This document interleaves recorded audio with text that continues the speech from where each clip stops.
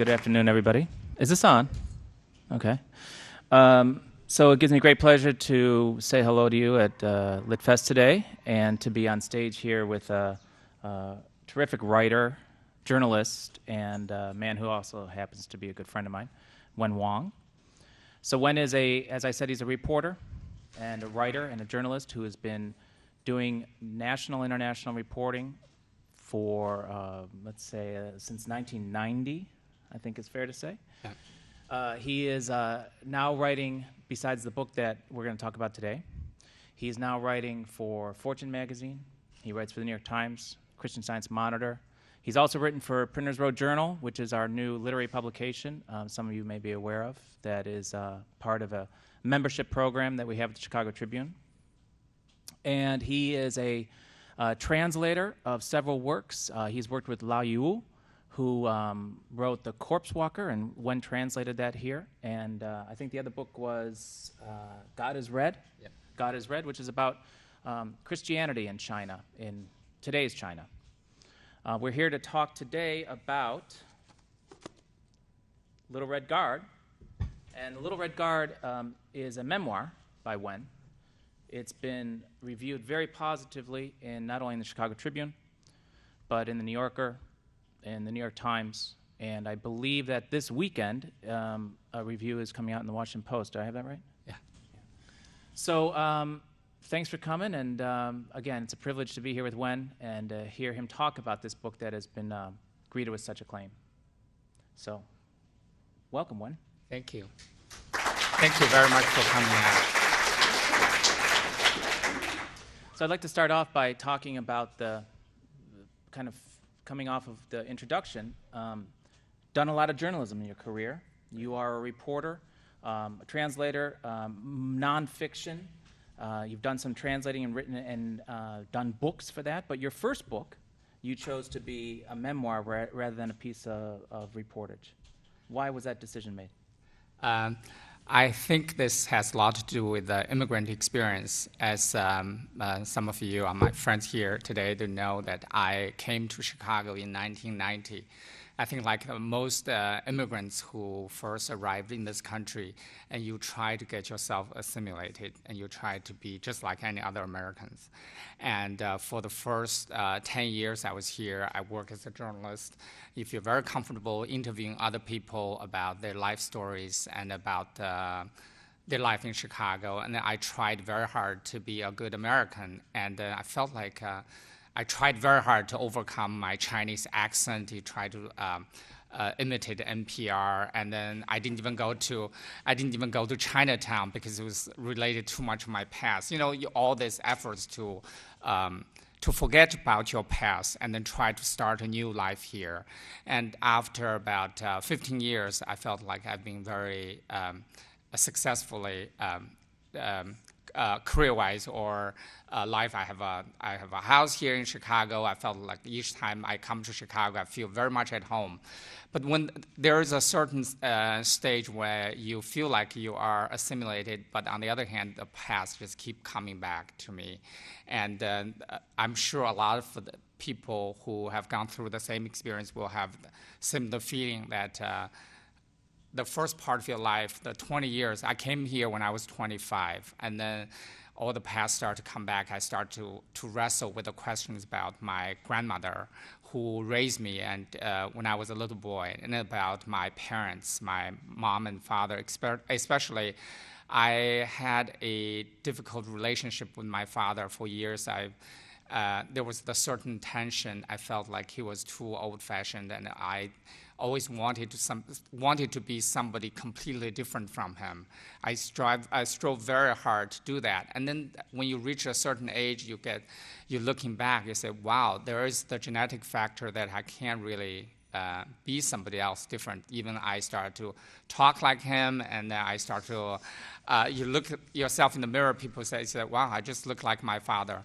So at this point, you know, and then I felt very strongly that I had to write something about it. And also, I've noticed that while writing the memoir, is that you have a story and you want to write about it. I thought about it for years, but then it has to be sometimes like stay in your mind, let it ferment for a while. It reminds me of kimchi. Sometimes you have to remain to be fermented to reach the certain pungent and then spicy flavor. And it took me years. I've been thinking about this these stories for a long time, and sometimes I talk with other journalists when they would talk about birthdays. I say, oh, when I was young, I had a birthday. We used to have a hard-boiled egg. They love the stories. They always say, oh, you should write something about it. But you always wait until 2 years ago. I felt like I was ready. And then I was laid off from a corporate job that I worked for. I said, I'll have the 1 year to work on the book. And then when it was ready, it came out very quickly. It was very hard to find the structure. And once I found the structure, it took me a month and a half. It just poured out. And then I kept revising it. And that was the reason. It was a lot of uncomfortable moments, like you talk about being a journalist and writing about your own. And it's great to hear other people tell their stories. You feel detached, and you jot down and write good stories. But when it came to my own, it was very hard because when I decided to write about it, it's a lot of the uncomfortable moments about my relationship with my grandma, with my mother, and my father, and all the memories started to come out. And for about 2 to 3 weeks, I couldn't sleep. Till sometimes before I went to bed, I would say, oh, I need to go to bed early. And then I started to think about what to put in the book. And the past came up. And then the next thing I knew, it was 5 o'clock in the morning or 6 o'clock in the morning. It was very painful. But once all the things came out, I just tried to find a structure. Once that was done, I felt very therapeutic.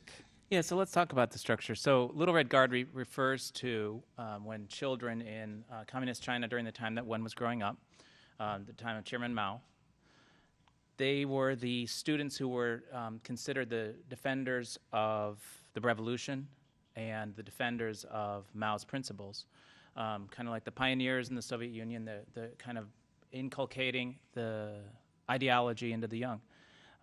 But the conceit, or the structure, let's say, that runs throughout the book is about Wen's grandmother and her fear of death and her insistence that she be buried in the old ways, with the old traditions, rather than cremated, which was what the communist authorities had demanded all people do during that time. And so the conceit is the tension in the household between the grandmother and the father and Wen's mother, and how that played out for Wen. So when you talk about the structure, you're talking about using your grandmother's fears about death and desires about death, and the coffin as the through line. Is that right? Right. So you want to talk a little bit about how you came upon that? Great. When I first started to think about writing the book, and there were so many stories I just talked about just floating around, and I couldn't find out a way to put them in a proper structure. And one day I was walking, and I suddenly thought, my grandma's coffin, because for years and years I thought I'd forgotten about it, but just kept coming up. It was when my grandma, she was 73, and she suddenly became obsessed with death.